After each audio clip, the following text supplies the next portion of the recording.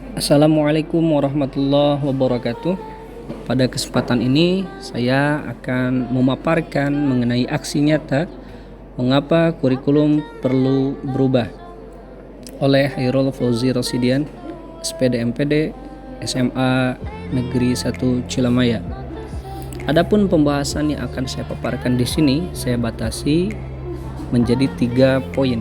Di antaranya yang pertama, apa itu kurikulum? Yang kedua, mengapa kurikulum perlu berubah? Dan yang terakhir, ketiga, bagaimana cara mewujudkannya? Poin pertama mengenai apa itu kurikulum, mari kita bahas mengenai pengertian kurikulum terlebih dahulu.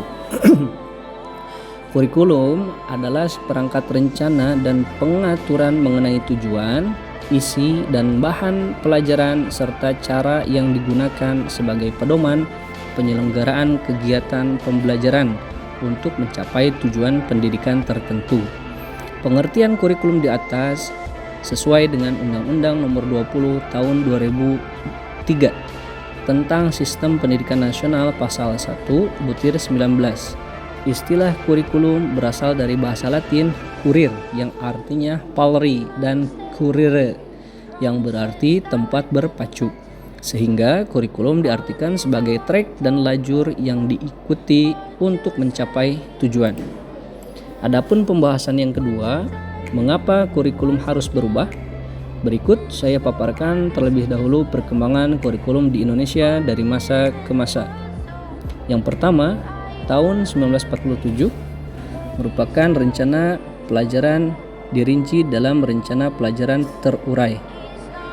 Tahun berikutnya 1964 rencana pendidikan sekolah dasar. Berlanjut pergantian kembali tahun 1968 menjadi kurikulum sekolah dasar. Tahun 1973 kurikulum proyek perintis sekolah pembangunan atau PPSP. 1975 kurikulum sekolah dasar kembali, dan 1984 menjadi kurikulum tahun 1984. Selanjutnya berkembang kembali dan berubah menjadi kurikulum 1994. Tahun 1997 revisi kurikulum 1994. Dan pada akhirnya 2004 dirubah kembali menjadi rintisan kurikulum berbasis kompetensi atau kita kenal dengan istilah KBK. Seiring perkembangan zaman, tahun 2006 kurikulum bertransportasi berubah menjadi kurikulum tingkat satuan pendidikan atau KTSP.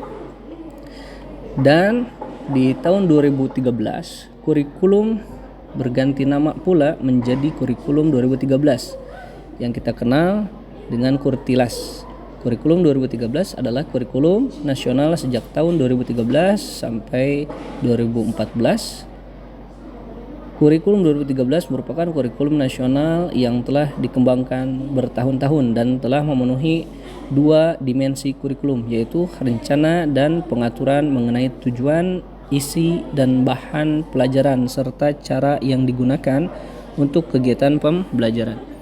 Dan terakhir yang kita gunakan sekarang adalah kurikulum Merdeka.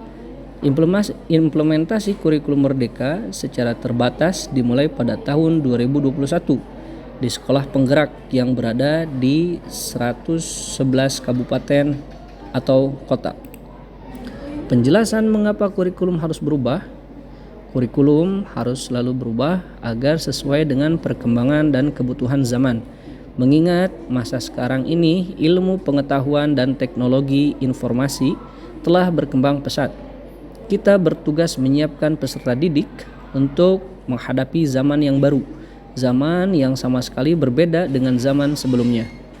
Ilustrasi perbandingan zaman sebelum digitalisasi informasi dan perkembangan teknologi yang sangat pesat bisa kita simak di gambar berikut.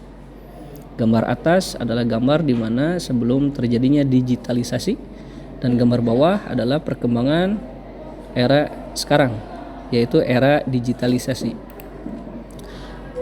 Alasan mengapa harus berubah diantaranya yang pertama, agar relevan dengan perkembangan zaman. Yang kedua, agar dapat memenuhi kebutuhan belajar.